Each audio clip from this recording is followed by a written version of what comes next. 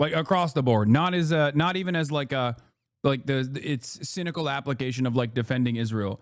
People just do not give a fuck about anti-Semitism. They are anti-Semitic. Okay, a lot of people are unironically fucking anti-Semitic. Holy, that is so crazy. Do you know why it is controversial? Because it's been an apartheid. It was an apartheid before October 7. October 7 happened because of the Israeli apartheid. That's it. There has never been a moment where Israel was a moral nation. I mean, there is no such thing as a moral nation anyway. Jesus Christ. I mean, states do an unimaginable amount of violence, but there are some kinds of violence, especially in the grand design post-World War II, where the type of repressive forces that come with the regular maintenance of an apartheid is seen a bridge too fucking far by the average person. That's it. Israel being a settler colonial occupation that maintains the notion of Jewish supremacist thought and runs on an exterminationist policy of all of the indigenous population of the land, the Palestinians, the non-Jewish population of the land. This is a fascist ideology, and it is no different than apartheid South Africa. If it's worse, if not worse. I mean, it is worse. And it's not my assessment that is worse. It's Archbishop Desmond Tutu's assessment that Israel is a worse version of apartheid than even South Africa. It's over. It's over. It's done. The violence is still unfolding. The famine is still unfolding. But Israel's days, in terms of being like a normal country, is done. It's over. Okay? Israel will never be able to recover from the reputational damage that it brought about itself because of the arrogance that it displayed on the global stage as it engaged in its ethnic cleansing campaign of Palestinians, an arrogance that was born not simply out of Jewish supremacist thought or whatever, even though that plays a role on it, okay? But an arrogance that was born out of having 75 years of unlimited propaganda coming from the West. That is the reason why many people ask, myself included, how the fuck are they lying in the worst ways possible? Like, they're not even trying to massage the narrative at all. The reason why they don't even have to massage the narrative at all, or think that they don't have to massage the narrative at all, is because they've never done that. Okay? They've never done this in the past. They've never had to. They could just say whatever they wanted to, and whatever they said went. Once this chapter of ethnic cleansing is closed, Israel will actively move in the direction of whitewashing and trying to launder its reputation. Okay? It is up to all of us to make sure that we do the right thing and don't forget the hundreds of thousands of Palestinian victims in the process. That's it. Israel will inevitably hit the liberal Zionist slant to say, this is entirely in the hands of Benjamin Netanyahu. I can't believe he did this. Oh my God, it's a couple right-wing ultra-nationalists that really changed the dynamic of this country. I mean, this is not who we are. This is not what we represent. It is what Israel represents. Here is Avi Shleim, Iraqi Jewish Israeli historian Avi Shleim of the New Historians, writing for the Middle East Eye, saying, why I support the UK taking a more nuanced position on Hamas. The government wants to distinguish between the group's military and political wings, a policy that ended with a total proscription in 2021. The reputation of Hamas sank to its lowest point after its attacks on October 7th, in which 1,200 Israelis and foreigners were killed and 251 taken hostage.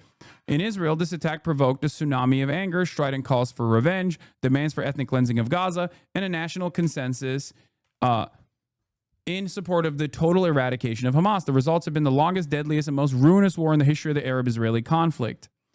Hamas is a social movement and a political organization with a military wing, the Al-Qassam Brigades. The military wing was prescribed by the British government as a terrorist organization in March 2001, and in November 2021, former Home Secretary Priti Patel added the political organization to his list of prescribed groups. This decision marked an abrupt reversal of the government's previous policy, which made a clear distinction between Hamas's political and military wings. Patel, a staunch supporter of Israel, argued unconvincingly, in my opinion, that the distinction between the two wings was no longer tenable. For its part, Israel has always denied that there is any difference between the two wings. In August 2017, as Secretary of State for International Development, Patel went on a trip to Israel, accompanied by Lord Polak, honorary president of the Conservative Friends of Israel, and a major fundraiser for the Tory party. You might recognize the Conservative Friends of Israel, I believe, or no, it was the Labor Friends of Israel. One of them was outed as a pedophile recently. She had previously served as an officer of CFI's parliamentary group between 2011 and 2014. While pretending to be on private holiday, Patel held 12 secret meetings with high-ranking Israeli officials, including Prime Minister Benjamin Netanyahu. Upon her return, she asked her officials to explore the possibility of diverting some of the foreign aid budget to enable the Israeli army to carry out humanitarian work in the occupied Golan Heights. She was subsequently forced to resign for concealing the nature and purpose of her trip to Israel. In 2019, then Prime Minister Boris Johnson rehabilitated Patel by appointing her as Home Secretary. Johnson shared her Manichaean view of the Middle East struggle, in which Israel represents the forces of light and Palestinians the forces of darkness. The change of policy towards Hamas was announced not by the Foreign Secretary, but by the Home Secretary. Patel said that designating the whole of Hamas as a terrorist organization should be seen through a domestic prism.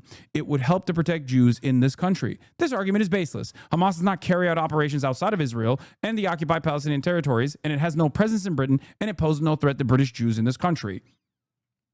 Hamas's 2017 document of general principles and policies, unlike the 1988 Hamas Charter, explicitly distinguishes between Judaism as a religion and Zionism as a political project. You will never hear that, though, from people.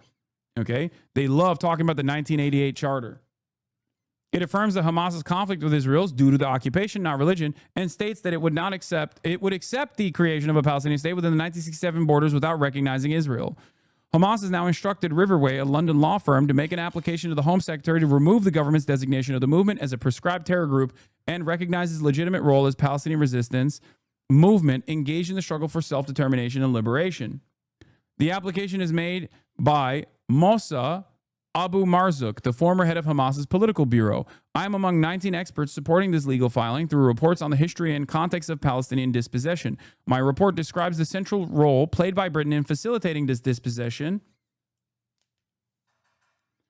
from the Balfour Declaration of 1917 up until the present. Western media outlets have relied heavily on the Israeli narrative of the 7th of October, including its countless false allegations and outright fabrications, such as the story of 40 decapitated babies, while underreporting the Palestinian side of the story. One of Abu Marzouk's most significant correctives of the dominant narrative concerns the background to the Hamas-led October 7th attack. According to him, Hamas sought to achieve specific military objectives during the operation with clear instructions not to target women, children, and the elderly. Since deviations from these instructions admittedly occurred, Hamas is prepared to cooperate with the International Criminal Court and any other neutral third party in an independent and transparent investigation into the events of that day. If you recall, this is something that I stated after October 7th. I said this on October 8th, that war crimes that took place on October 7th, and there were many, okay, and a lot of them were fucking filmed, should also be prosecuted within the framework of a 75-year occupation that Israel was committed to. This has always happened in truth and reconciliation committees that have been put together in the aftermath of, atrocious forms of systematic violence. This position stands in sharp contrast to Israel's denials of journalists' entry into Gaza and its refusal to allow any independent investigation of the atrocities and war crimes committed by its forces. To explain Hamas's behavior is not to justify it. Killing civilians is wrong, period. But here, as always, the context is all important. The attack of 7th of October did not occur in a vacuum. It occurred against the backdrop of decades of brutal and suffocating military occupation. Moreover, as a people living under unlawful military occupation, Palestinians have a right to resist, including the right to armed resistance. Again, correct. In effect, labeling Hamas's political leaders as terrorists, pure and simple, gives Israel a free pass to inflict death and destruction on Gaza without being held to account. And nuanced understanding of the history, motives, and policies and principles of Hamas. The terrorist framing stands in the way of a more balanced and nuanced understanding of the history, motives, policies, and principles of Hamas. For the record, the terrorism designation is so that there is no nuanced perspective and understanding of not just Hamas, but all Palestinian people. The designation is designed specifically to stop any kind of commentary, any kind of questioning of official narratives coming from the Israeli side, because they are exterminating Hamas, and you can always get away with doing whatever the fuck you want to do. to make it illegal to even present such things. In the past, in the United States of America, the American government has quite literally designed the new designations to prosecute even lawyers that offer legal counsel to terror groups as material support. The majority of Western supporters of Israel genuinely believe this is anti-Semitic, though. I don't care. It's because criticizing Israel is considered anti-Semitism. Remembering the deaths of Palestinian children will be and is considered anti-Semitism, though. I know. But it is on us and people like myself as communicators to showcase how depraved that mindset is. Also, we are at a interesting impasse where anti-Semitism allegations are nowhere near as powerful as it once were due to the steady effort of pro-Israel groups that have very actively targeted people who aren't anti-Semitic, but simply anti-Israel. Okay? That's why Zippy Hotoveli screams blood libel all the time. People believe it. No, you are having this is a genuine misunderstanding. There's people and then there's politicians. Politicians are trying to maintain the old narratives. People don't believe it anymore. And because there's an overwhelming amount of people that go, okay, dude, you say everyone is anti-Semitic whenever they say, I don't want babies to be murdered. When that is the majority opinion, and that absolutely is the majority opinion now, okay, it doesn't matter. There is too much pressure for media to continue behaving in the ways that they have, and there's too much pressure on politicians to continue maintaining the positions that they have in the past. It's that simple. And for the record, I will take it one step further, and I will tell you, okay, that there is a dangerous side to the story as well. The dangerous side of the story is that people genuinely do not give a fuck about anti-Semitism, okay? Why do the majority of British Jews think that Corbyn was Hitler then? Dog, you're talking about a very different time. What do you mean? You're talking about a very different time. I know. I'm talking post-October 7, where there is a direct reversal of Israel and its position in Western society. It has become a fucking pariah state. And you're talking about people who were correct and on the right side of history before this pariah state opinion was mainstreamed. Anyway, I think people are anti-Israel. I also think a lot of people are anti-Semitic. Yes, that was the other thing I was going to say. Part of the reason why people don't give a fuck about anti-Semitism allegations is because Israel defenders have weaponized that against Israel to defend Israel over and over again. The other part of the reason why, and that's why I said it's like kind of scary as well, is because people legitimately don't give a fuck about anti-Semitism, like across the board. Not even as its cynical application of like defending Israel. People just do not give a fuck about anti-Semitism. They are anti-Semitic. Okay, a lot of people are unironically fucking anti-Semitic. Straight up. That's it. And the reason why it got to this point is because of that awful conflation and because of years and years of being able to design a social structure, years and years of being able to design a social structure where critics of Israel were silenced and suppressed, even if they weren't anti-Semitic. No one ever used a scalpel to address carefully who was being anti-Semitic and who was not. And once they hit that button over and over again and exhausted it, and the overwhelming majority of people's position shifted to going fuck Israel, all of those conflations between Israel and Jews became a negative association for Jews.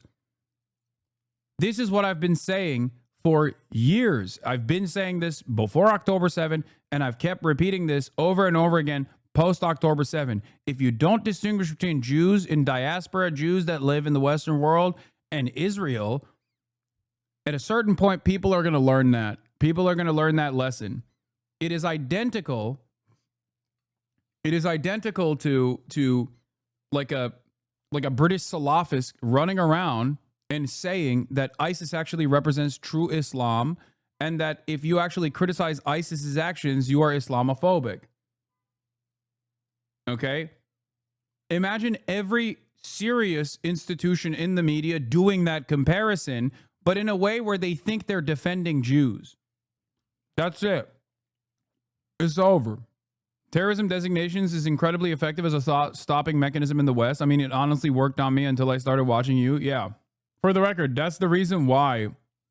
That is precisely the fucking reason why there are many, many people in powerful positions that still, in a last-ditch effort, are trying to fucking deplatform the likes of myself. Okay? God damn, dude. Holy shit.